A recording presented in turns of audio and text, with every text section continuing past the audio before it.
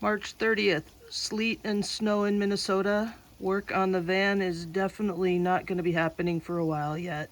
It'll sit. But in the meantime, I've been working on other things. Welcome back, everybody. I've definitely been busy doing things like buying products, researching topics, etc.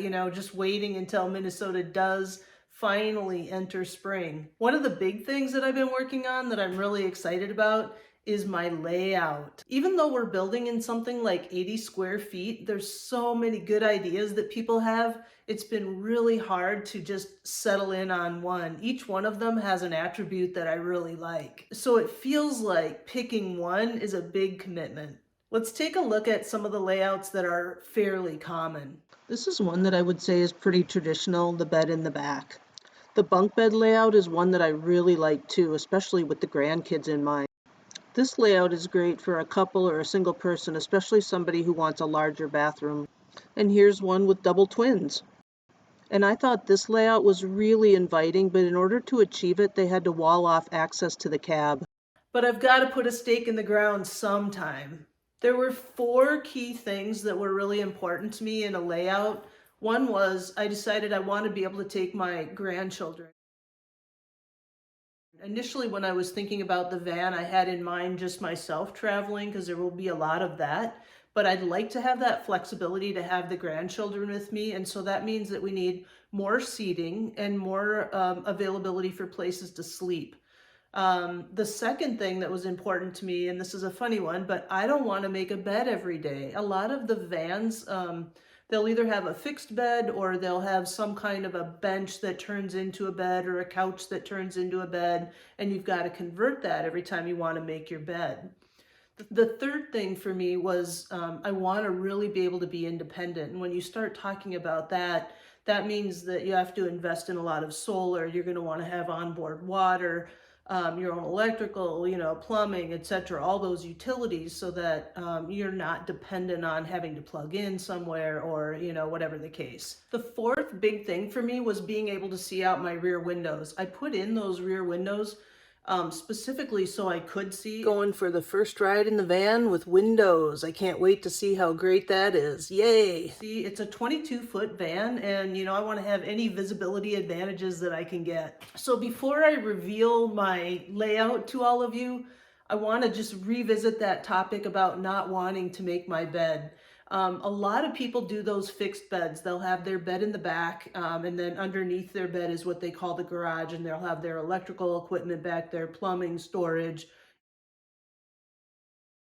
It's a really nice solution, and once again, sometimes I'm intrigued by that, but I'm sticking with I don't want to make a bed every day. And so when it boils down to that, there's a few different options. And what they call them are elevator beds or lift beds, exactly what you think. The bed lifts up to the ceiling, when you're not using it, and then you gain all that space underneath the bed. So there's a few different options for that. I've seen people do pulley systems. This is a popular item. People buy these garage overhead storage lifts and they modify them to create a bed in their space. There's also the Happy Jack, which is a really nice solution. When I first understood what that was, I was very intrigued by that. The Happy Jack is a 4-post system. You can see 2 of the posts here, and there's another 2 behind these walls. And there's a bar that connects the 2, and there's a motor, and this bar spins and it lifts this bed up and down. This is what I'm hoping to achieve though with the design that I've picked. I'll have a bed that goes up, and then these lower benches will also convert into another bed. For me, it's a little bit more expensive than, I want to invest in an older van, and it also adds some weight to the van. The other solution that I looked at that I was so excited about when I found it was something called the TopperLift. And that's actually made by a company right here in Minneapolis. And what it is it's something that they sell for pickup trucks. So if you have a topper on the back of your pickup truck, they have 4 actuators that actually lift up that truck so you can put your ATV in there or any large items that you can't fit in there when the topper is down.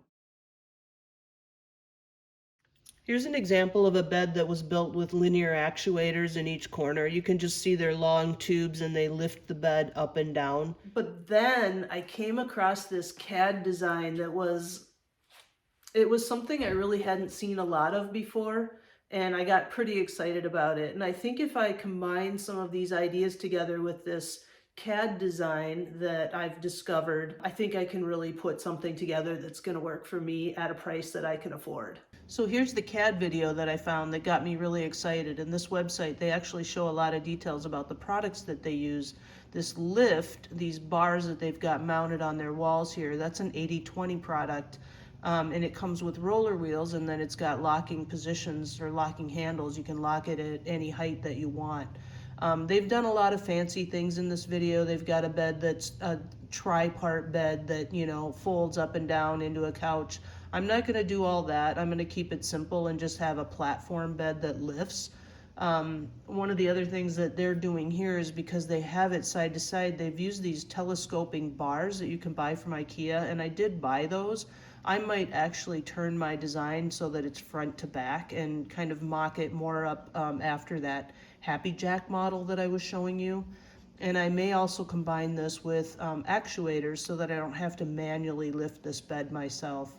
So between all these different designs that I looked at, I think I can put something together and actually create a lift bed that can rise up and stay in the ceiling when I'm not using it, and then I'll be able to use all of this space underneath the bed during the day. That's my hope anyway. So after all that background, let's take a look at the layout that I've drafted for myself. What we're looking at right now is an Excel spreadsheet. I found that worked really well for me, and the view that we're viewing right now is a top down. So if you were standing on the roof of the van looking down, that's what this is. And in this diagram, this gray bar is the center line down the middle of the van from front to back. This is the front of the van. Here's the doorstep to get into the van. And every square in here is an inch. You gotta, you know, as I said earlier, there's 80 square feet we're dealing with, so we want to make every inch count. Up front here, I'm gonna have a 2-person transit bench. That's, I purchased that, and then I'll have a swivel lagoon table. In lighter, you can see there will be some overhead storage here. Next to that is my refrigerator. And then next to that is the shower pan. Across the aisle, I've got my oven slash stove here, and then my sink. And again, I have some overhead storage space I built in here. And if we slide to the rear of the van now, you'll see that what I'm doing is this U-shaped bench. And I've got a lot of other things in here, but I'll have this U-shaped bench. I believe I'm going to have my water gallon will be an over-the-wheel well water tank. I've got other things in here, like I've got the batteries laid out where they'll go, and I've got another lagoon swivel table. Across the bottom of the spreadsheet, I've got multiple views. So I have a driver's side view, passenger side, and then, you know, the top-down view. So if we look at the driver's side view, this might make a little bit more sense. Here's your overhead storage bins. Here's that seat that I'm talking about and the swivel table. And then I'm going to try to have, I think I'm just going to do things half height, and I want to be able to see out my rear windows. So I've got a refrigerator here with a drawer space underneath. Here would be sort of a tub enclosure. And what I would do is I'd have a cabinet up here with a shower curtain that would drop down. Again, so I can see from the front to the back. And then in the rear here, we've got the bench, and here's the bunk window that I've installed. If we look at the passenger side view, same thing, front to back.